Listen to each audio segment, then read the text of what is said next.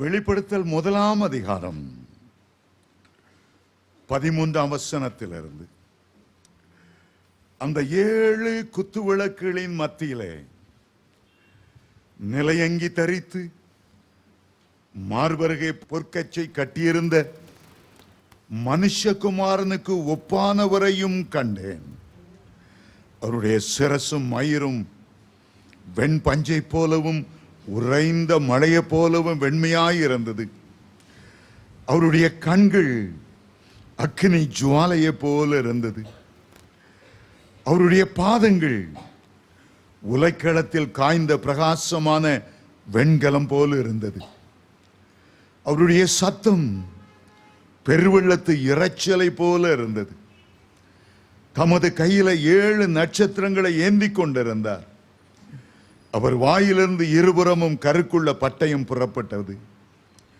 அவருடைய முகம் வல்லமையாய் பிரகாசிக்கிற சூரியனை போல இருந்தது. நான் அவரை கண்டபோது சத்தவனை போல அவருடைய பாதத்தில் விழுந்தேன்.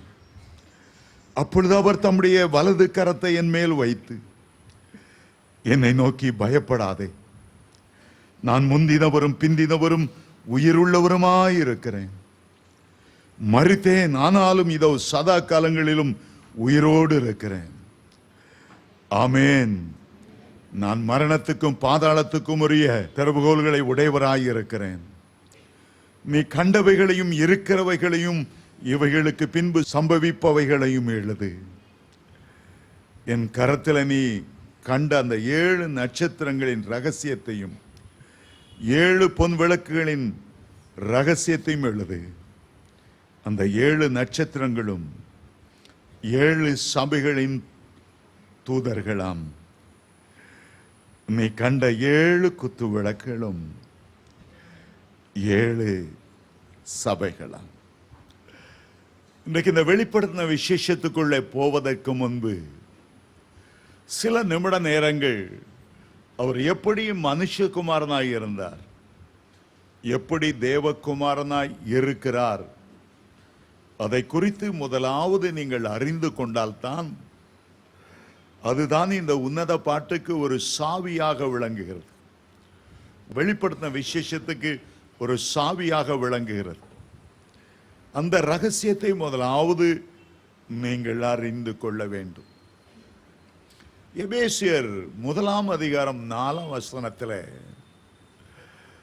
ஒரு வார்த்தை விதமாய் சொல்லுகிறது, உலக தோற்றத்துக்கு முன்பாகவே நாம் அன்பிலே பரிசுத்தமுள்ளவர்களும் குற்றம் இல்லாதவர்களுமாய் இருப்பதற்கு ஆண்டவர் கிறிஸ்துவுக்குள் நம்மை தெரிந்து கொண்டாரா. உலக தோற்றத்துக்கு முன்பாகவே நம்மை குறித்து ஆண்டவருக்கு ஒரு திட்டம் இருந்தது, ஒரு நோக்கம் இருந்தது, ஒரு தீர்மானம் இருந்தது, ஒரு சித்தம் இருந்தது.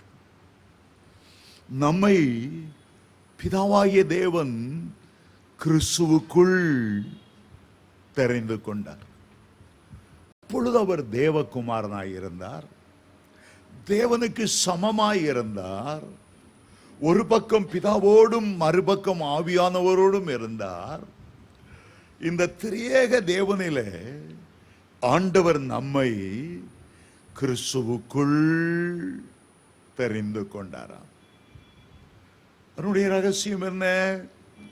கிறிஸ்து மனுமக்கள் மேல் மிகுந்த ஆர்வம், அன்பு, பாசம் கொண்டிருந்தார்.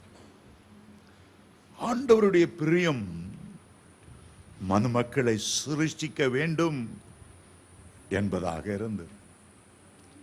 உலக தோற்றத்துக்கு முன்னாலேயே அவர் தெரிந்து கொண்டவர். அப்பொழுது நாம் எப்படி இருந்தோம்? உலக தோற்றத்துக்கு முன்பாக எப்படி இருந்தோம்? கோடி கோடி வருஷத்துக்கு முன்பாக எப்படி இருந்தோம்? கடந்த நித்தியத்தில் நாம் எப்படி இருந்தோம்? நமக்கு சரீரம் இருந்ததில்லை, நமக்கு ஆத்துமா இருந்ததில்லை. ஆனால் ஒரு ஆவி மட்டும், மனுஷனுடைய ஆவி மட்டும் இருந்தது. நம்முடைய ஆவி எந்த தோற்றத்தில் இருந்தது? நீதிமொழி 20:27 சொல்லுகிறது, மனுஷனுடைய ஆவி கர்த்தர் தந்த தீபம். ஒரு மெழுகுவர்த்தியிலே ஒரு தீபம் எப்படி இருக்கிறதோ அப்படி நாம், நம்முடைய உயிர், நம்முடைய ஜீவன் ஒரு மெழுகுவர்த்தி தீபம் போல இருந்தது. அதனுடைய ரகசியத்தை சாலமோன் நீதிமொழி 8ஆம் அதிகாரம் 31-32 வசனத்தில் எழுதும்போது, உலகம் தோன்றுவதற்கு முன்பு, பர்வதங்கள் உருவாவதற்கு முன்பு, மலைகள் சமுத்திரங்கள் உண்டாவதற்கு முன்பு, இயேசு ஒரு பக்கம் பிதாவினுடைய மடியிலே செல்ல பிள்ளையாய் இருந்தாராம், மறுபக்கத்தில் தீபமாய் விளங்கின மனு புத்திரரோடு மகிழ்ந்து கொண்டிருந்தார். கோடி கோடி வருஷத்துக்கு முன்னால நாம இருந்தோம் என்று வேதம் சொல்லுகிறது. தீபமாய் இருந்தோம். இயேசுவினுடைய மடியிலே நாம் மனமகிழ்ந்து கொண்டிருந்தோம் என்று வேதம் சொல்லுகிறது. ஆதாம் ஏவாளை உருவாக்கும் போதே சோதனைக்காரன் வருவான், அவன் விழுந்து விடுவான் என்று இயேசுவுக்கு தெரிந்த உடனே அவர் உலக தோற்றத்துக்கு முன்பாகவே நமக்காக அடிக்கப்பட்ட ஆட்டுக்குட்டியாக தன்னை ஒப்பு கொடுத்தார் என்று வெளிப்படுத்தல் 13:8 வசனம் சொல்லுகிறது. மனுஷனை உருவாக்குவதற்கு முன்பாகவே தன்னை அடிக்கப்படும்படியான ஒரு ஆட்டுக்குட்டியாக, தன்னை பாவ நிவாரண பலியாக, நம்முடைய சுத்திகரிக்கிற நீதி பரனாக தம்மையே ஒப்பு கொடுத்தார். ஏதோ ஒரு காலகட்டம் வந்தது, தேவதூதர்களை உருவாக்கினார். ஏதோ ஒரு காலகட்டம் வந்தது, நீதிமொழி 28:7 பூமிக்கு அஸ்திபாரம் மிட்டாராம். அப்பொழுது விடிய கால நட்சத்திரம் எல்லாம் கம்பீரித்தார்கள் என்று நீதிமொழி 38:7 வாசிக்கிறோம். ஏதோ ஒரு காலகட்டத்தில் ஆதாம் ஏவாளை உருவாக்கினார். பிறகு ஜனங்கள் பெருகி கொண்டே வந்தார்கள். பழைய ஏற்பாட்டு காலம் கடந்து வந்து கொண்டிருந்தது. ஆபிரகாம், ஈசாக்கு, யாக்கோபு, பின்பு யோசேப்பு, பிறகு மோசே, பிறகு யோசுவா காலம், கானானை பங்கிட்ட காலம், பிறகு சவுல் ராஜா 40 வருஷம், தாவீது ராஜா 40 வருஷம். ஆனா நம்ம எல்லாரும் இங்க உட்கார்ந்துருக்க நாம் எல்லாரும் பரலோகத்தில் தீபங்களாக தான் இருந்துட்டு வந்தோம். காலங்கள் கடந்து போனது. பிதாவாகிய தேவனுக்கு ஒரு அங்கலாய்ப்பு, யாரை நான் அனுப்புவேன், யார் என் காரியமாய் போவான்? பிதா அங்கலாய்த்த போது பூமியில ஏசாயா தீர்க்கதரிசி, ஏதோ நான் இருக்கும், என்னை அனுப்பு. அதே நேரம் பரலோகத்திலும் அந்த சத்தம் கேட்கிறது. தேவகுமாரனாய் அவர் பூமியில வந்தார், மகிமையின் ராஜாவாய் அவர் வந்தால் மனுஷனாகிய ஆதாமுக்கு இவர் மீட்பு உண்டாக்கும், ஆதாமின் சந்ததிக்கு மீட்பு உண்டாக்க முடியாது. ஆகவே பெரிய மகிமையின் ராஜாவாய் இருந்தவர், வானம் சிங்காசனம் பூமியின் பாதபடி என்று சொன்னவர், ஆவியாய் நித்திய நித்திய காலமாய் வாழ்கிறவர் பூமிக்கு வர வேண்டும் என்றால் ஒரு மனிதனை போல இறங்கி வர.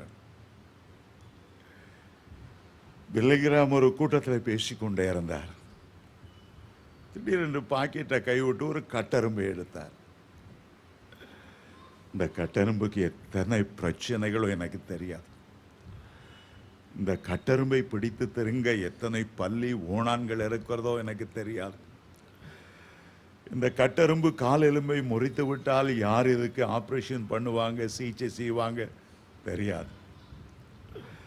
இந்த கட்டெரும்புக்கு ஒரு மீட்பு உண்டாக்கணும்னா, அல்ல இந்த கட்டெரும்போடு பேசணும்னா, இந்த கட்டெரும்போடு உறவாடணும்னா, நான் ஒரு கட்டெரும்பா மாறினா தான் இந்த கட்டெரும்புடைய உணர்ச்சிகளை, அதனுடைய பிரச்சனைகளை நாம் புரிந்து கொள்ள முடியும். நான் மனுஷனாய் வாழ்ந்து இந்த கட்டெரும்பினுடைய பிரச்சனை என்னால் உணர முடியாது. தேவாதி தேவனுடைய பார்வையில் ஒரு கட்டெரும்பு அல்ல சித்தெரும்பு அல்லது அதை விட சின்ன உருவமா இருக்கிற நம்ம இறைவன் புரிந்து கொள்ளனா நமக்குரிய பிரச்சனைகளை தீர்த்து வைக்கணும்னா நம்மில ஒருவரை போல அவர் மாறணும். தேவகுமாரனாய் இருந்த அவர் மனுஷகுமாரனாய் மாறும். ஆதி மனிதன் பாவம் செய்து கீழ்ப்படியாமை ஆகி மனுஷருக்குள்ள தலைமுறை தலைமுறையாய் பாவத்தையும் கீழ்ப்படியாமையும் கொண்டு வந்துட்டான். ஏதேன் தோட்டத்தில் இருந்து அந்த பழத்தை பறிச்சு புசித்த போது 2 காரியங்கள். அந்த பழத்தின் சாறு முதல் காரியம், மனுஷனுடைய இரத்தத்தோடு இரத்தமாய் கலந்து விட்ட பாவம். அந்த பழத்தில் இருக்கிற விதை அதுதான் கீழ்ப்படியாமை. பாவத்தின் சாறு, பழத்தின் சாறு, பாவம் என்கிற சாறு நம்முடைய இரத்தத்தோடு இரத்தமாய் கலந்தது. அந்த பழத்தில் உள்ள விதை கீழ்ப்படியாமை என்கிற விதை தலைமுறை தலைமுறையாக நமக்குள்ளே வந்தது. இந்த 2ஐயும் முறித்து பாவத்துக்கு நிவாரணம் செய்து அவரே கீழ்ப்படிதலுக்கு முதல் காரணமாகி மனுக்குலத்தை மீட்க அவர் சித்தம் கொண்டார். பாவ நிவாரண பலியாக தன்னுடைய இரத்தத்தினாலே மனுக்குலத்தின் இரத்தத்தில் உள்ள பாவத்தின் கட்டை அவர் முறித்தார். நமக்கு ஒரு விடுதலை கொடுப்பதற்கு அந்த தேவகுமாரன் மனுஷகுமாரனாய் மாறினார் என்று நாம் அறிகிறோம். முதலாம் ஆதாம் செய்து முடிக்க முடியாததை 2ஆம் ஆதாம் தன்னுடைய மரணத்தின் மூலமாய், தன்னுடைய கீழ்ப்படிதல் மூலமாய் செய்து முடிக்க அவர் தீர்மானித்தார். ஆகவேதான் அவரை குறித்து வாசிக்கிறோம், அவர் தேவனுக்கு சமமாயிருந்து தேவனுக்கு சமமாய் இருப்பதை கொள்ளையாடின பொருளாக எண்ணாமல் தன்னை தானே தாழ்த்தி அடிமையின் ரூபம் எடுத்து மனுஷ சாயலானார். மரண பரியந்தமும் கீழ்ப்படிந்தார், கீழ்ப்படிந்தார், கீழ்ப்படிந்தார். ஒரு வாழ்கிற நாட்களிலே மரியாளுக்கும் யோசேப்புக்கும் கீழ்ப்படிந்திருந்தார். 30 வயது ஊழியத்தை ஆரம்பித்த போது பிதாவுக்கு எப்போதும் கீழ்ப்படிந்திருந்தார். பிதா கொடுத்த பாத்திரத்திலே பானம் பண்ணும்படி தன்னை ஒப்பு கொடுத்தார். அவர் கொடுத்த பாத்திரத்தில் பானம் பண்ணுவது அவ்வளவு கடினமாய் இருந்த போதிலும் அந்த பாத்திரத்திலே பானம் பண்ணுவது என்பது நிர்வாணமாய் சிலுவையிலே 6 மணி நேரம் ஜனங்களுக்கு முன்பாக தொங்குவது அவ்வளவு வேதனை தருகிறதா இருந்தாலும், அவ்வளவு சவுக்கடி, அவ்வளவு நிந்தைகள், அவ்வளவு பரியாசம், கொடூரமான முள்செடி, உமிழ்நோயிற்கு கூட அவருடைய முகத்தை மறைக்கவில்லை. ஆனாலும் பிதாவுக்கு கீழ்ப்படிந்தார். என் சித்தத்தின்படி அல்ல, உம்முடைய சித்தத்தின்படியே ஆக கடவுள் என்று சொன்னார். ஆகவேதான் இந்த 13ஆம் வசனத்தில் மனுஷகுமாரனுக்கு ஒப்பானவரை கண்டேன். வேதத்தில் பல இடத்துல மனுஷகுமாரன், மனுஷகுமாரன், மனுஷகுமாரன் என்று இயேசு தாமே சொல்லி இருந்தார்.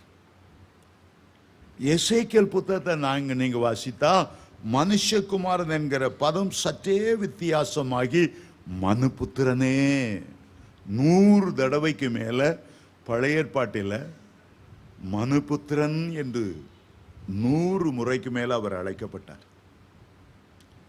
தானியேல் தீர்க்கதரிசன புத்தகத்தில் 2 முறை அவர் மனுஷகுமாரன் என்று அழைக்கப்பட்டார். 4 சுவிசேஷங்களிலும் இயேசு கிறிஸ்து தாமே 80 முறை மனுஷகுமாரன் என்று அவர் சொன்னார். அவர் பூமியிலே மனுஷனாய் பிறப்பதற்கு முன்பாக பிதாவிடத்தில் கேட்டுக்கொண்ட ஒரு காரியம், உம்முடைய சித்தத்தின்படி செய்ய இதோ நான் பூமிக்கு செல்லுகிறேன். நித்தியமாய் வாழுகிற நான் அநித்தியமாய் கொஞ்ச காலம் வாழ்கிற மனுஷனை போல மாறப்போகிறேன். மகா மகிமையுள்ளவராய் இருந்த நான் என்னுடைய மகிமையெல்லாம் சுருட்டி வைத்து ஒரு அடிமை போல நான் பூமிக்கு செல்ல விரும்புகிறேன். மனுஷக்கும் தேவகுமாரன் என்கிற உன்னத நிலைமை விட்டு மனுஷகுமாரன் என்று அழைக்கப்படுகிற ஒரு நிலைமையில என்னை தாழ்த்தி ஒப்பு கொடுக்க போகிறேன். மனுஷ சாயலாய் மாறப்போகிறேன். மனுஷகுமாரனுக்கு ஒப்பானவராய் மாறப்போகிறேன். ஆகவே பிதாவை பார்த்து அவர் ஒரு சிறிய ஜெபத்தை செய்தார் பூமிக்கு வருவதற்கு முன்பாக. எபிரேயர் 10ஆம் அதிகாரம் 5 முதல் 7 வசனத்தை வாசிக்கும் போது, இதோ உம்முடைய சித்தத்தை செய்ய நான் பூமிக்கு செல்லுகிறேன், எனக்கு ஒரு சரீரத்தை ஆயத்தப்படுத்தும், எனக்கு ஒரு சரீரத்தை ஆயத்தப்படுத்தும்.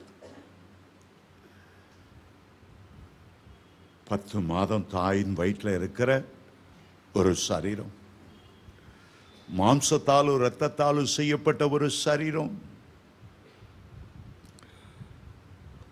273 எலும்புகள், 970 மைல் நீளமுள்ள நரம்பு மண்டலங்கள், எத்தனையோ சுவாச மண்டலங்கள். அதே மனிதனுக்கு என்ன சரீரத்தை கொடுத்தீரோ அதுபோல எனக்கு ஒரு சரீரத்தை ஆயத்தம் பண்ணும். 10 மாதங்கள் அந்த பெரிய மகிமையின் ராஜா தேவதூதர்களால் ஆராதிக்கப்படுகிறவர் மரியாளின் கற்பத்தை அருவருக்கவில்லை. நமக்கு மீட்பை உண்டாக்கும்படி அந்த தேவகுமாரன் இந்த பூமிக்கு வரும்படி சித்தமானார். மகிமையோடு இறங்கி வந்திருப்பார் என்றால் எந்த பரிசேயனும் எந்த சல்சேயனும் எந்த யூதனும் அவரை நெருங்கி இருக்கவே முடியாது. அப்போஸ்தலனாகிய பவுல் எழுதுகிறார், யூத அதிகாரிகள் அவரை அறியவில்லை, அறிந்திருந்தானால் மகிமையின் ராஜாவை சிலுவையில் அறைந்திருக்க மாட்டார்களே. அவருடைய மனித சரீரத்தை பார்த்தார்களே தவிர அவர் தேவகுமாரன் என்பதை அவர்கள் அறிந்து கொள்ளவில்லை. அருமையான தேவனுடைய பிள்ளைகளே, ஒரு நோக்கத்துக்காக கொஞ்ச காலம் மனுஷ சரீரத்தோடு இருந்தார், நன்மை செய்கிறவராய் சுற்றி தெரிந்தார் என்று அப்போஸ்தலர் 10:38 வாசிக்கிறோம். மனதுருகினார், ஜனங்களை கண்டு அற்புதம் செய்தார், பரலோக ராஜ்யத்தை குறித்து உபதேசித்தார், ஓமைகளை சொன்னார். கடைசியில் தன்னுடைய சரீரத்தை மீட்கும் பொருளாக சிலுவையிலே தொங்கவிட்டார். அதற்கு பிறகு அவர் உயிரோடு எழும்பி பரலோகத்துக்கு போன பின்பு மனுஷ சாயலாக பரலோகத்தில் காணப்பட்டாரை ஒழிய மனுஷகுமாரனாக பரலோகத்தில் அவர் காணப்படவில்லை. அவர் தேவகுமாரனானார். 33.5 வருஷங்கள் இந்த பூமியிலே அவர் மனுஷ சாயலானார்.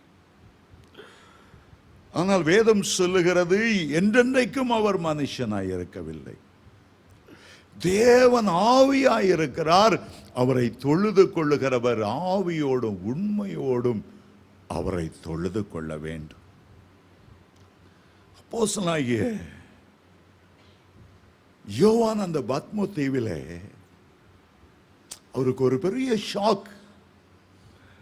33 வருஷம் மனுஷகுமாரனாகவே பார்த்துட்டு இருந்து, பிறகு உயிர்த்தெழுந்த இயேசு எவ்வளவு மகிமையாய் இருக்கிறார் என்று பார்த்த உடனே ஒரு பேரதிர்ச்சி. தேவகுமாரன் எப்படிப்பட்டவராய் இருந்தார் என்பதைத்தான் வெளிப்படுத்தின விசேஷம் 1ஆம் அதிகாரம் 13ஆம் வசனத்திலிருந்து நாம் வாசிக்கிறோம். அவருடைய சிரசு எப்படிப்பட்டதாக இருந்தது, அவருடைய கண்கள் எப்படிப்பட்டதாக இருந்தது, அவருடைய வாயிலிருந்து எப்படி இருபுறமும் கருக்குள்ள பட்டயம் புறப்பட்டது, அவருடைய பாதங்கள் எப்படி உலைக்களத்தில் காய்ந்த வெண்கலம் போல இருந்தது. முந்தி பார்த்த இயேசு அல்ல, இவர் தேவாதி தேவனுடைய குமார். பூமியில வாழும்போது மரியாளின் குமாரன் என்று அழைக்கப்பட்டார். யோசேப்பு வளர்ப்பு தந்தையாயிருந்தார். ஆனால் உயிர்த்தெழுந்த பிறகு அவர் தேவாதி தேவன், அவர் கர்த்தாதி கர்த்தர். அதுவரை ஒரு 6 அடி உயரமான மனுஷனாக, மரியாளின் மகனாக, தான் எந்த மார்பிலை சார்ந்து கொண்டிருந்தாரோ ஒரு நண்பனை போல அப்படியே எண்ணிக்கொண்டிருந்த யோவான் வெளிப்படுத்தல் முதல் அதிகாரத்தில் பார்க்கிறார், 7 நட்சத்திரங்களை கையில் ஏந்தி, ஒவ்வொரு நட்சத்திரமும் சூரியனை பார்க்கலும் கோடி மடங்கு பெரிய நட்சத்திரங்கள். அந்த நட்சத்திரங்களை ஏந்தி உலாவுகிறார் என்றால், மேகங்களோடு வருகிறார் என்றால் அதை தாங்கிக் கொள்ள முடியவில்லை. நம்முடைய கண்களில் ஒரு தரிசனம் இருக்கும். மாம்சத்தில் வந்து சிலுவையில ஜீவனை கொடுத்த 6 அடி உயரமான மனுஷனாய் பார்ப்பதை விட்டுவிட்டு தெய்வத்தின் பரிபூரணம் நிறைந்தவராய், மகிமை நிறைந்தவராய், சீனாய் மலையில் அவர் மகிமையோடு இறங்கி வந்தபோது அந்த மலை அதிர்ந்தது, இடி முழக்கம் தோன்றினது, மின்னல்கள் வீசினது, ஒருவர் அருகில நெருங்க செல்ல முடியாது.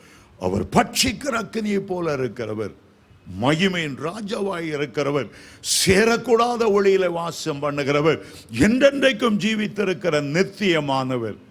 நம்முடைய கண்களை தேவகுமாரன் என்பதிலே எண்ணி பார்க்கும். இன்றைக்கு நம்ம ஏமாற்றுகிற அநேக படங்கள்ல வீடுகளை பார்க்கிறோம். இது 33 வருஷம் பூமியில இருந்த ஒரு சின்ன தோற்றம். ஆனால் கோடான கோடி வருஷமாய் அவர் மகிமை நிறைந்தவராக இருக்கிறார். அதை நாம் எண்ணி பார்ப்பதில்லை. ஏசாயா பார்த்தார், அவர் உயரமும் உன்னமான சிங்காசனத்தில் வீற்றிருக்க கண்டேன் என்று ஏசாயா 6:1 எழுதுகிறார். அவர் வானம் அவர் சிங்காசனம், பூமி அவர் பாதபடி என்று ஏசாயா 66:1 வாசிக்கிறார். அவர் மகிமையின் ராஜா என்று சங்கீதம் 24:7 வாசிக்கிறோம். நம்ம எல்லாம் வீட்டுக்குள்ள ஒரு போட்டோ வச்சு நாம ஏமாத்தி கொள்ளுகிறோம். இயேசுவை ஒரு சிறியவராகவே பார்க்கிறோம். அவருடைய தெய்வத்தின் பரிபூரணத்தை நாம பார்ப்பதில்லை. இது நம்மில உள்ள ஒரு பெரிய குறைபாடு. அப்போஸ்தலனாகிய பவுல் விதமாய் சொன்னார், இயேசுவை நான் மாம்சத்தின்படி அறிந்திருந்தாலும் இனி ஒருபோதும் அவரை மாம்சத்தின்படி பார்க்க மாட்டேன், இனி அவரை மாம்சத்தின்படி அறிய மாட்டேன். அவர் உயிர்த்தெழுந்த மகிமையின் ராஜா. இன்றைக்கு நம்முடைய குறைபாடு என்ன? ஏதோ ஒரு சினிமா நடிகன் இயேசுநாதர் மாதிரி வேஷம் போட்டு அவன் மேல பெயிண்ட் எல்லாம் ஊற்றி சிலுவையில் அடிபட்ட மாதிரி நம்ம கண்களில் அதைத்தான் இயேசு.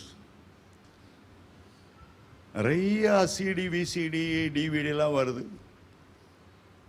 யாரோ ஒரு வேசிக்கலாம், ஏதோ ஒரு சினிமா நடிகன், ஏதோ ஒருத்தன் மேக்கப் போட்டவன், இவர்தான் இயேசு, இவர்தான் இயேசு.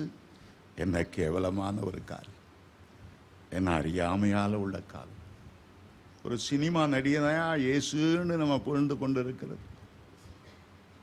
அப்படிப்பட்டவர்கள் வருகையிலே பிதாவின் மகிமை பொருந்தினவராய் இயேசு வரும்போது அந்த மகிமையை தாங்க முடியாம, ஏன்னா இவங்க கண்களில் பூரா சின்ன உருவமா சாத்தான் அதை அப்படியே கொண்டு வந்துட்டான், மைண்ட்ல பதிச்சு வச்சுட்டான். நிறைய பத்திரிகையில் இயேசுநாதர் ஒரு கிழமை மாதிரி பாம்போல இருப்பார். சில பத்திரிகைகளை பார்த்தா அழகு கட்டு தாடி வச்சிருப்பாரு. ஒரு வீட்டில் ஒரு படத்தை கும்பிட்டுட்டு இருந்தான் ஒரு வாலிபன், எட்டி பார்த்தா அது எம்ஜிஆர் ஏதோ ஒரு சினிமாவுக்கு எடுத்த ஒரு படத்தை தான் அவன் பூமாலை போட்டு அதுக்கு மெழுகுவர்த்தி கொளுத்தி. ஆனால் வெளிப்படுத்தின முதல் அதிகாரத்தில் நமக்கு ஆண்டவர் வெளிப்படுத்துகிற ஒரு சத்தியம், பூமியில் அவர் மனுஷகுமாரனாய் வந்திருந்தாலும் அவர் மனுஷகுமாரன் அல்ல, தேவாதி தேவனுடைய ஒரே பேரான குமாரன். அவரைத்தான் பிதா இந்த பூமிக்கு அனுப்பினார். கொஞ்ச காலம் மாம்ச சரீரத்தை அவர் கொடுத்திருந்தார், அவ்வளவுதான். அவர் நித்தியமானவர். அதை வைத்து இப்போது நாம் உள்ளே செல்ல போகிறோம். 13ஆம் வசனத்தை நான் மீண்டும் வாசிக்கிறேன். அந்த 7 குத்துவிளக்குகளின் மத்தியிலே நிலையங்கி தரித்து, முதல்ல ஆண்டவருடைய உடையை குறித்து சொல்லுகிறது. அந்த நிலையங்கி என்பது ஆசாரியனுடைய உடை. மரியாள் ஒரு கந்தையிலே பொதிந்து 8ஆம் நாள், அவர் பிறந்த 8ஆம் நாள் விருத்த சேதனம் அடைவதற்கு ஆலயத்துக்கு கொண்டு போனார். அந்த ட்ரெஸ் கந்தை என்று நாம் பாடுகிறோம். கந்தை பொதிந்தவனை அப்படின்னு பாடுறோம். வளரும்போது அநேக வஸ்திரங்களை அவர் உடுத்தி இருந்தார். வல்லமையின் வஸ்திரமாயிருந்தது.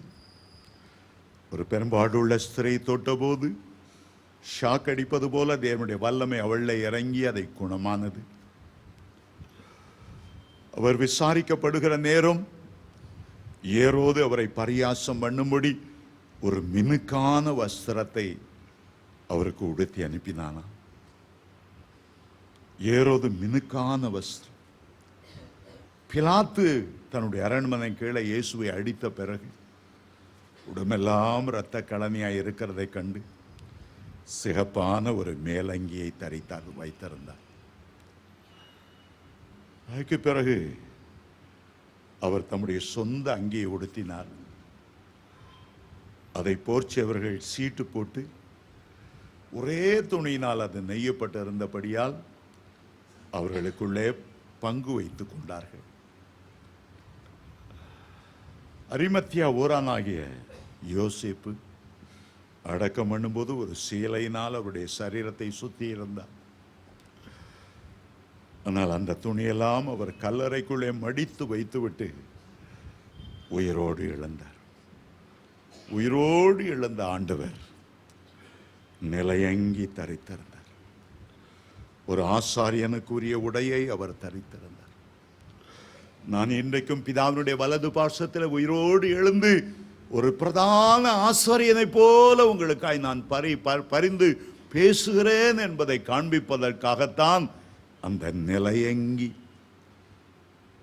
நாம் அறிக்கை பண்ணுகிற பிரதான ஆசாரியர் என்று எபிரேயர் 3:1 நாம் வாசிக்கிறோம்.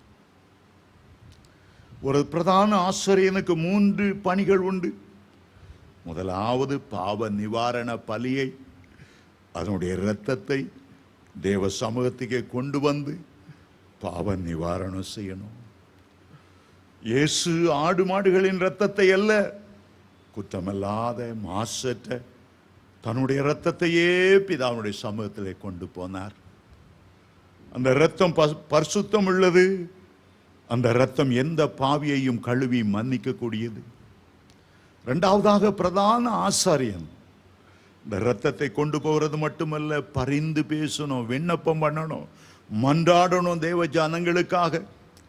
மூன்றாவது ஜனங்களை ஆசீர்வதிக்கணும். இந்த பணியை செய்வதற்காகத்தான் அவர் பிரதான ஆசிரியனாக பரலோகத்தில் பிதாவினுடைய வலது பார்சத்தில் அவர் நின்று கொண்டிருந்தார். இரண்டாவது வேதம் சொல்லுகிறது, அவர் நிலையங்கி தரித்தது மட்டுமல்ல, கச்சையை அறையிலே கட்டியிருந்தாராம். எபேசியர் 6ஆம் அதிகாரத்தில் சத்தியம் என்னும் கச்சையினால் உங்களுடைய அறைகள் கட்டப்பட்டதாக இருக்கட்டும். உங்களுடைய அறைகளை சத்தியம் என்கிற கச்சையினால், ஆனால் இயேசுனுடைய அறையில் இருந்தது பொற்கச்சை. எல்லா சத்தியத்திலும் மேலான சத்தியம், எல்லா உபதேசத்திலும் மேலான உபதேசம், சத்தியம் என்னும் கச்சை இயேசு உடைத்திருந்தது. பொற்கச்சை. பொன் என்பது ராஜரீகத்தை குறிக்கிறது, அவருடைய ஆளுகையை குறிக்கிறது. அவர்தான் உபதேசங்களை கொடுக்கிறவர் என்பதை காண்பிக்கிறது. அருமையான தேவனுடைய பிள்ளைகளே, இன்றைக்கும் நமக்காக பிரதான ஆசிரியனாக தேவ சமூகத்தில் பரிந்து பேசிக்கொண்டே இருக்கிறார். அடுத்த வசனத்துக்குள் நாம் செல்ல போகிறோம். அதில் இயேசுவை குறித்து ஒரு 7 காரியங்களை சொல்லி இருக்கிறது. முதலாவது, அவருடைய சிரசை யோவான் பார்க்கிறார். அந்த சிரசு எப்படி இருந்ததாம்? அவருடைய சிரசு மயிரும் வெண் பஞ்சை போலவும் உறைந்த மழையை போலவும் வெண்மையாயிருந்தது. ஆண்டவருடைய தலையை பார்க்கிறார், தலை மயிரை பார்க்கிறார். 33 வருஷம்தான் அவர் பூமியில வாழ்ந்தார். அவருடைய தலை, அவருடைய உன்னத பாட்டில் வாசிக்கிறோம், அவருடைய தலை மயிர் சுருள் சுருளாகவும் காகத்தை போல் கருமையாகவும் இருந்தது என்று உன்னத பாட்டு 5ஆம் அதிகாரம் 11ஆம் வசனத்திலே நாம் வாசிக்கிறோம். சிலுவையில் அறையப்படும் போது அவருடைய தலை முள்முடியால் சூட்டப்பட்டு தலை முழுவதும் ரத்தம் தோய்ந்து போய் சிகப்பாய் காணப்பட்டு இருக்கக்கூடும். ஆனால் இங்கே வாசிக்கிறோம், அவருடைய தலை வெண்மை நிறமாயிருந்தது. சிலர் ரொம்ப யோசி ரொம்ப கவலைப்பட்டு அவங்க தலை வெண்மையாய் மாறிவிடும். ஹிட்லர் ஒரு யூத சிறுவனை பிடித்து கொண்டார். இவ்வளோ சித்திரவதை செய்தான். ஆனா அவங்க அப்பா அம்மா அவன் காட்டி கொடுக்கல. மற்ற யூதர்கள் எங்க இருக்காங்க, காட்டி கொடுக்கல. ஆகவே ஹிட்லருடைய போர்ச்சியவர்கள் ஒரு சின்ன மரத்தில் இந்த கையை ஆணி கடாவி, அடுத்த கையில் ஒரு ஆணி கடாவி தொங்க வச்சுட்டு அப்படியே போயிட்டாங்க. வலி வேதனை தாங்க முடியல. 3 நாளா ரத்தம் ஒழுகுகிறது, தாகமா இருக்கிறது, பயப்படுகிறான், கவலைப்படுகிறான். உடைய சித்திரவதை தாங்க முடியாதா இருந்தது. 3 நாள் கழிச்சு சில ஆட்கள் அவனை பார்த்தாங்க, இந்த ஆணியை பிடுங்கினாங்க. ஆனா ஒரு பெரிய அதிசயம், அவன் தலைமுடி அவ்வளவு வெண்மையாய் மாறி இருந்தது. 3 நாள் சித்திரவதை, தாங்க முடியாத வேதனை, தன் தகப்பன் தாயை பிடித்து விடுவார்களோ என்கிற பயம். தலைமுடியெல்லாம் வெண்மையாய் மாறிவிட்டது. இயேசு உலகத்தில் அவ்வளவு பாடுபட்டார். அந்த பாடுகளை குறிக்கக்கூடிய விதத்திலே அவருடைய சிரசின் மயிர் வெண்மையாய் மாற்றப்பட்டது. இன்னொரு காரியம், வெண்மையாய் மாறினதற்கு அவர் நீண்ட ஆயுசு உள்ளவர். தானியேல் நீண்ட ஆயுசு உள்ளவர் என்று அவரை குறிப்பிடுகிறார். அவருடைய புறப்படுதல் அநாதி காலம். உலகத்தில் அவர் வாலிபனாய் தன்னுடைய ரத்தத்தை சிந்தினாலும் அவர் கோடி கோடி கோடி வருஷங்கள் வாழ்கிறவர், நித்தியமானவர். அவருடைய வயதின்படி தலை வெண்மையாயிருந்தது. வெண்மையாயிருப்பதற்கு இன்னொரு அர்த்தம் உண்டு. பிரிட்டிஷ் அரசாங்கத்தில் சில பேர் மிகவும் படித்து சீக்கிரமாய் ஒரு நீதிபதியாக வந்து விட்டார்கள் என்றால், இளமை தோற்றத்தை பார்த்து ஜனங்கள் இவன் என்ன நீதி செய்ய போறான், இவனுக்கு என்ன அனுபவம் இருக்க போகிறது, இவனுக்கு என்ன சட்ட நுணுக்கம் தெரிய போகிறது என்று அவனை ஏளனமாய் எண்ணிவிடக்கூடாது என்பதற்காக தலைக்கு மேல ஒரு டோப்பு அப்படியே நீளமா இதுவரை போட்டிருப்பாங்க, சுருட்ட வெள்ளையா அப்படியே இருக்கும். அந்த நீதிபதி ஸ்தானத்தில் வந்து உட்காரும் போது அதை அப்படியே போட்டுட்டு முகத்துல ரொம்ப அறிவாளி தோற்றத்தை கொடுத்து வயதானவர் தோற்றத்தை கொடுக்கிற மாதிரி அப்படியே வந்திருப்பார். அந்த வெண்மையான முடியை பார்த்ததும் ஜனங்களுக்கு அவர் மேல ஒரு நம்பிக்கை, இவர் நீதியாய் நியாயம் செய்வார், இவர் வயதானவர். ஆண்டவர் யோவானுக்கு ஒரு தோற்றம் கொடுத்தார். என்ன 33 வருஷம் என் வாழ்க்கைன்னு நினைச்சிட்டு இருக்கார். ஒரு நாள் இயேசு இந்த பூமியில இருக்கும்போது இஸ்ரவேல் ஜனங்களை பார்த்து சொன்னார், உங்கள் தகப்பனாகிய ஆபிரகாம் என்னை கண்டார், களி கூர்ந்தார். எல்லாருக்கும் பெரிய ஆச்சரியம். நீ என்ன ஆபிரகாமை கண்டாயோ? அன்றைக்கு இயேசு இருந்த காலத்தை பார்க்கலாம் 2000 வருஷத்துக்கு முன்னால் ஆபிரகாம் வாழ்ந்தார். இயேசு சொன்னார், ஆபிரகாம் உண்டாகிறதற்கு முன்பாகவே நான் இருக்கிறேன். ஐ ஆம் தட் ஐ ஆம்.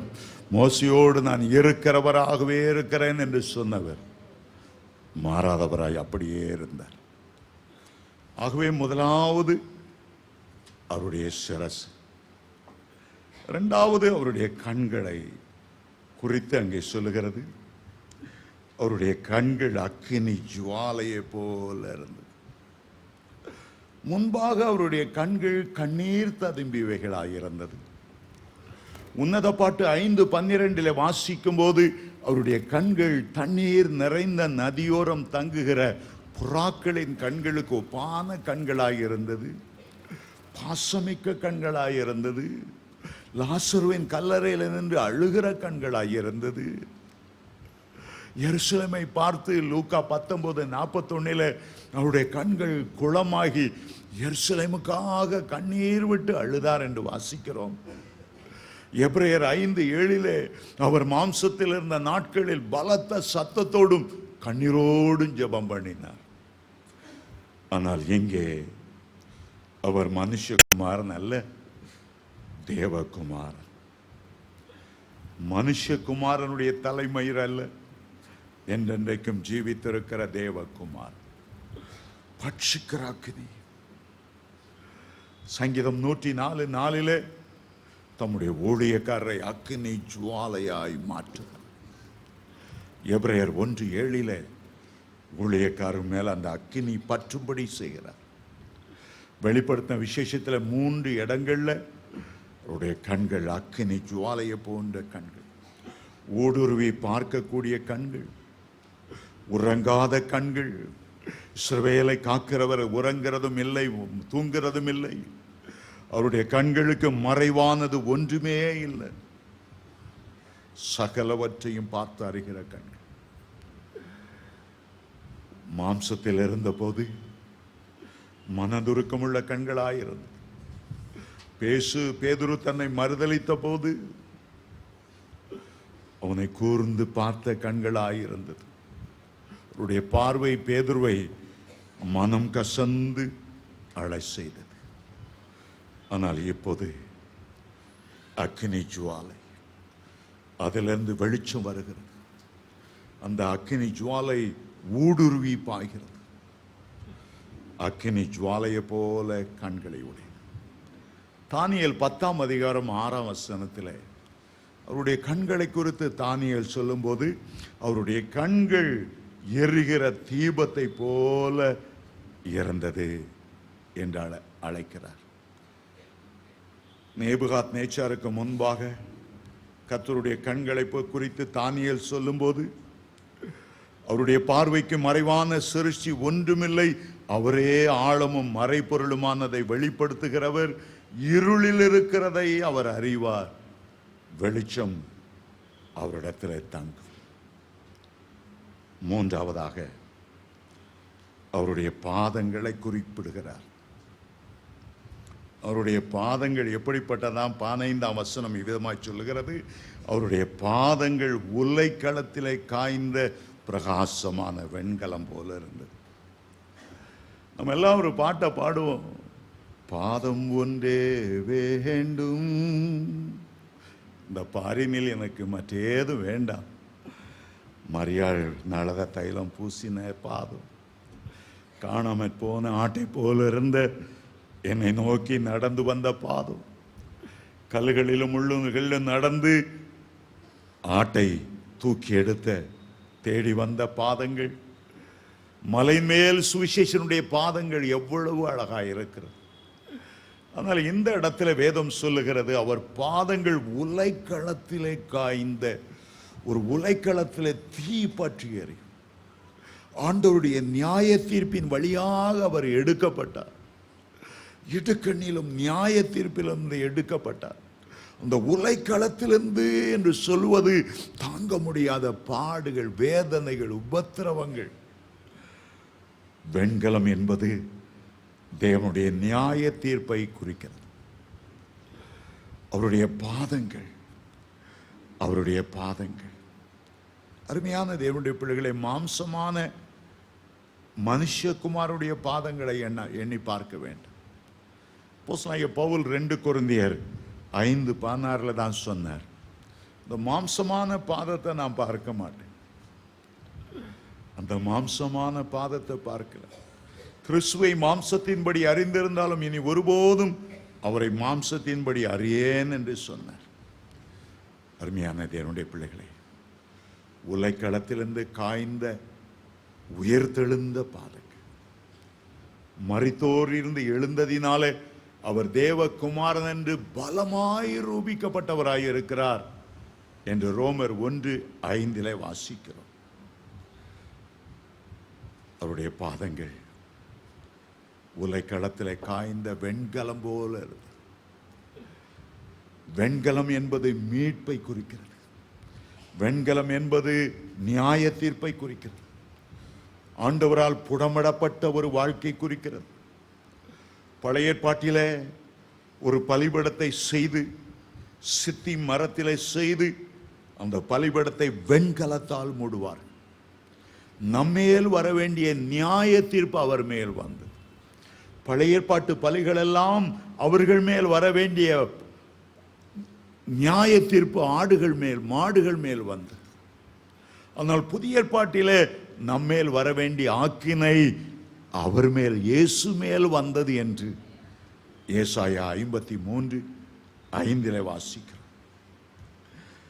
4வதாக அவருடைய சத்தத்தை குறித்து சொல்லி இருக்கிறது. அவருடைய சத்தம் பெருவெள்ளத்து இரைச்சலை போல இறந்தது. யோவான் பத்மோ தீவின் அந்த குன்றுகள் மத்தியில ஒரு பாதாள சிறையில் அடைக்கப்பட்டிருந்தார்.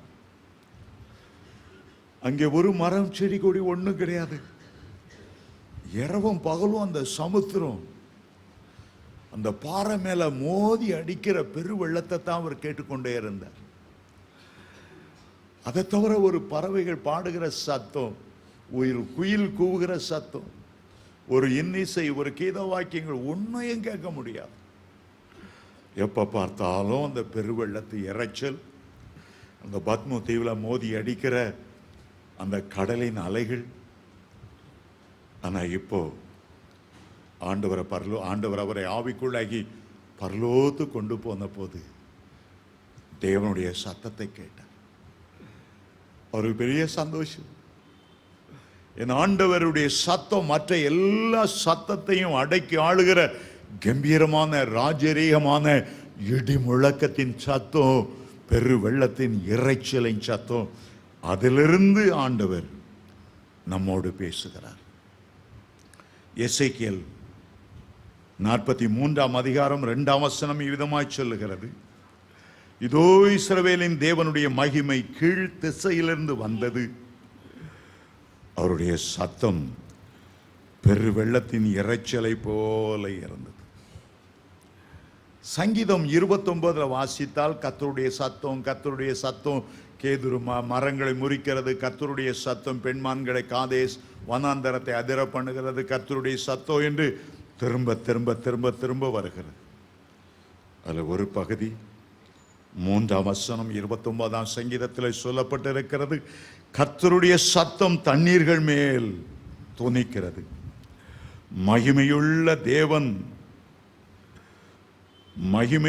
தேவன் முழங்குகிறார், கர்த்தர் திரளான தண்ணீர்கள் மேல் இருக்கிறார்.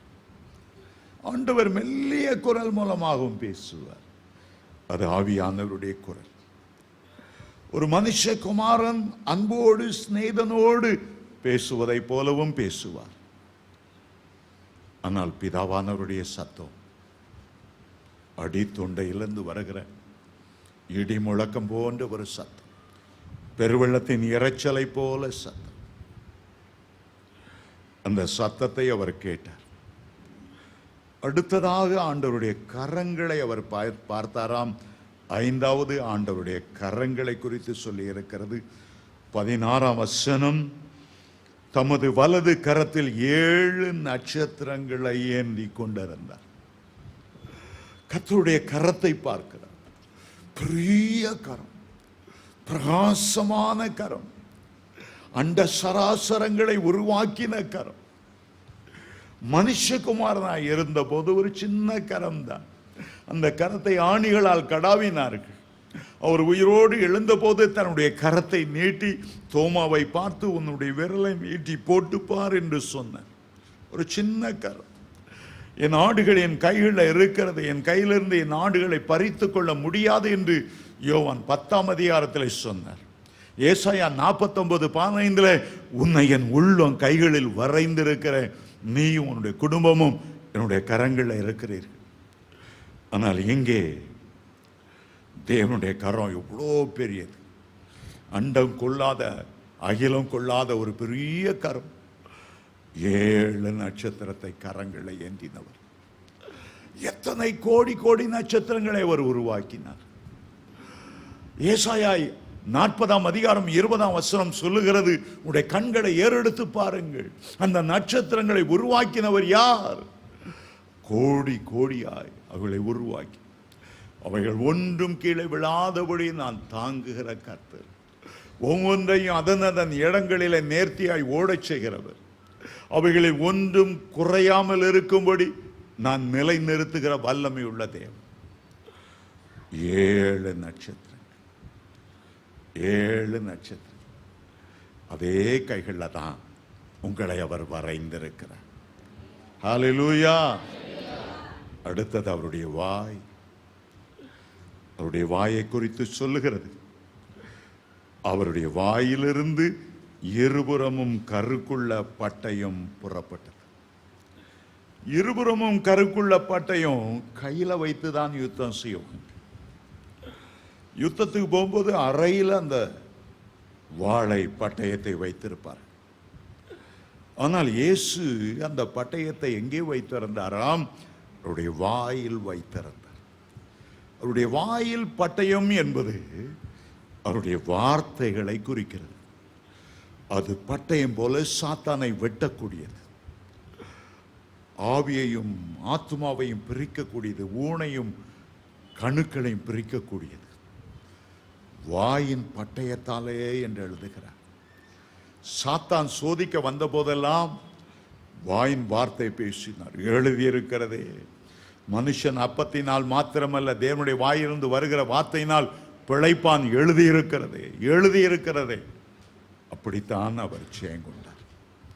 வேத வசனமாகிய ஆவியின் பட்டயத்தை எடுத்துக் கொள்ளுங்கள் என்று எபேசியர் 6:17 வாசிக்கிறோம். சாத்தானுக்கு விரோதமாக யுத்தம் செய்யும் போது சர்வாயுத வர்க்கங்களில் ஒன்றான ஆவியின் பட்டயம் எப்போதுமே உங்களை காத்து கொண்டு இருக்கணும். அவன் அடிப்பான், அக்கினி ஆஸ்திரங்களை எய்வான். நீ வந்து கேடத்தை பிடிச்சு பிடிச்சு பிடிச்சு பிடிச்சு அவன் தாக்கிடக்கூடாது. உனக்கு பில்லி சுனி வந்துடக்கூடாது. அவனுக்கு செய்வன உனக்கு வந்துடக்கூடாது. யாரோ செய்யிட்டாங்க நீ மறைந்து வாழ்கிறதே எண்ணக்கூடாது. காக்குற ஆயுதம் வேணும், ஆனா அதே நேரம் எதிரியை தாக்குகிற ஆயுதமும் வேணும். ஆவியின் பட்டயம் எதிரியை தாக்கக்கூடிய ஆயுதம். மந்திரவாதியே, இயேசுவின் நாமத்தில் சொல்லுகிறேன், அவர் வசனம் சொல்லுகிறது, யாக்கோபுக்கு விரோதமான மந்திரம் இல்லை, இஸ்ரவேலுக்கு விரோதமான குறி சொல்லுதல் இல்லை. நீ தேவ பிள்ளைகள் மோதினால் நீ நொறுங்கி போவாய்.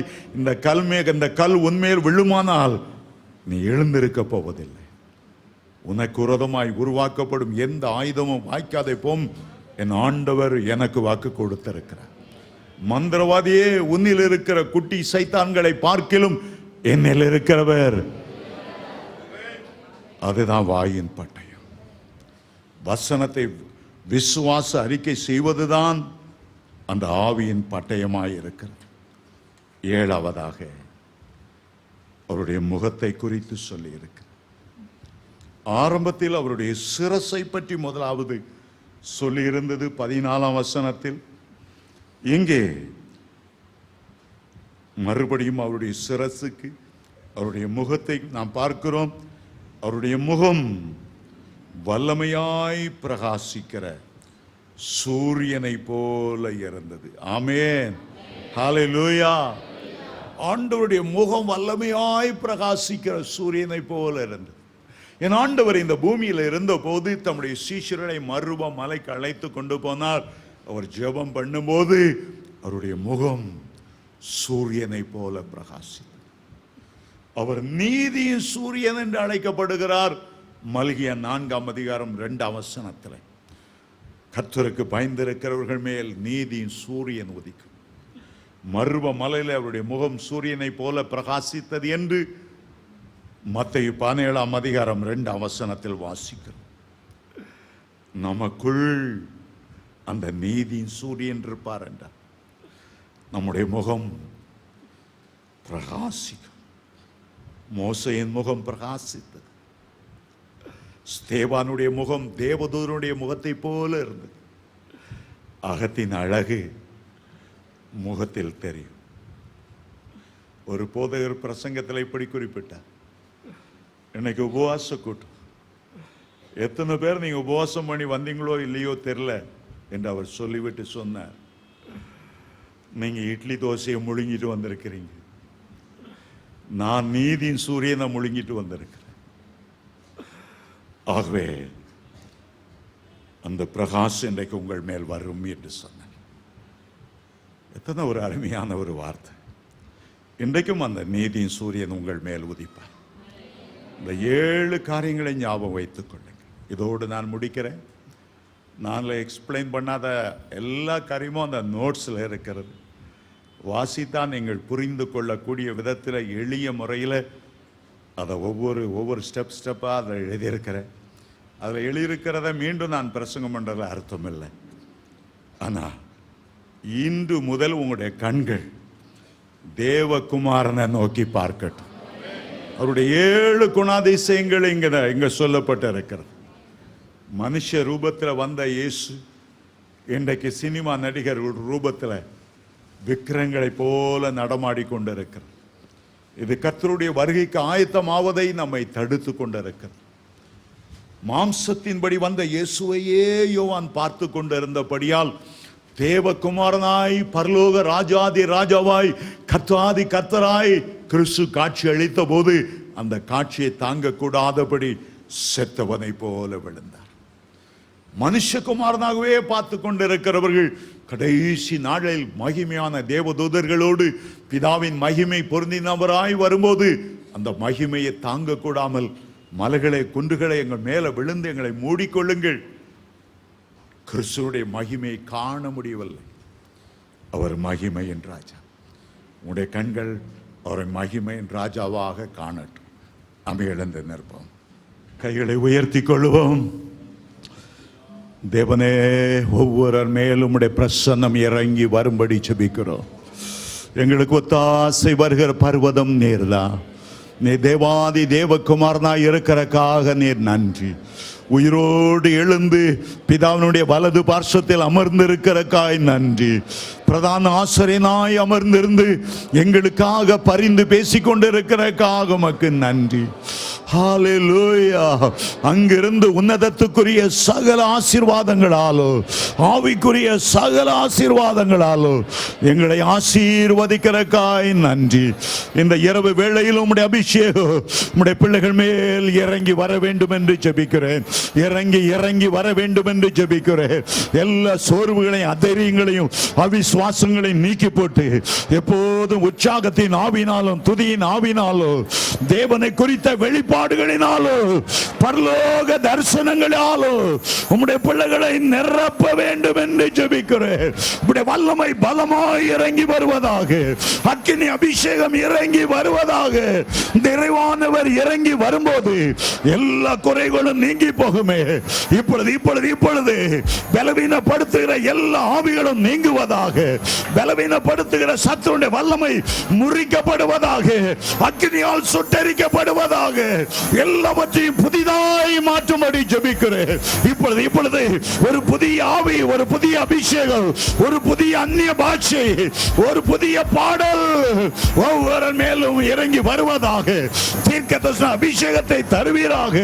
ஒவ்வொருடைய கைகளோடு உம்முடைய கைகளை இணைத்து சுகமளிக்கிற வல்லமையை தருவீராக. உம்முடைய பிள்ளைகள் நன்மை செய்யட்டும் ஆண்டவரே. தேசத்திலே கர்த்தர் ஒருவர் உண்டு, அவர் பெரியவர், அவர் பெரியவர். ஆபிரகாமிலும் பெரியவர், யாக்கோபிலும் பெரியவர், பொச்சிலையிலும் பெரியவர், சாலமோனிலும் பெரியவர், யோனாவிலும் பெரியவர். வானம் அவருடைய சிங்காசனம், பூமி அவருடைய பாதப்படி. எங்கள் ஆண்டவர் சர்வ வல்லமை உள்ளவர், அவர் மகிமையின் ராஜா. ஓ ரபா தரா பா ஷரபா தரா.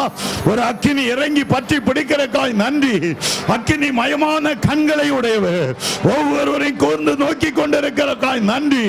உம்முடைய அக்கினி உம்முடைய கண்கள் இருந்து உம்முடைய பிள்ளைகள் மேல் பற்றி பிடிப்பதாக, அவர்களை அக்கினி ஜுவாலையாய் மாற்றுவீராக. ஓ உம்முடைய பிள்ளைகள் எழுந்து பிரகாசிக்கும்படி அளவற்ற கிருபையின் வரங்களால நிரப்ப வேண்டும் என்று ஜெபிக்கிறேன். உலக பிரகாரமாக உயர்த்துவீராக, ஆவிக்குரிய பிரகாரமாக உயர்த்துவீராக.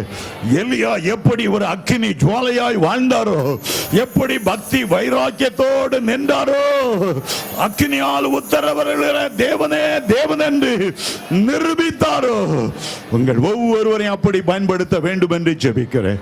அக்கினி மயமான பரிசுத்த வாழ்க்கை தருவீராக. உம்முடைய பிள்ளைகள் மேல் உம்முடைய 2 கரங்களையோ இப்பொழுது நீர் வைக்கும்படி ஜெபிக்கிறேன். ஆணி பாய்ந்த கரங்கள் இருந்து உம்முடைய இரத்தம் ஒழுகி வருவதாக, வல்லமை இறங்கி வருவதாக, புதிய அபிஷேகம் இறங்கி வருவதாக, எல்லாவற்றையும் நீர் புதிதாக்க வேண்டும் என்று ஜெபிக்கிறேன். உம்முடைய நாமத்தை மைமைப்படுத்திக் கொள்ளும் இயேசுவின் மூலம் பிதாவே, ஆமென். உட்கார்.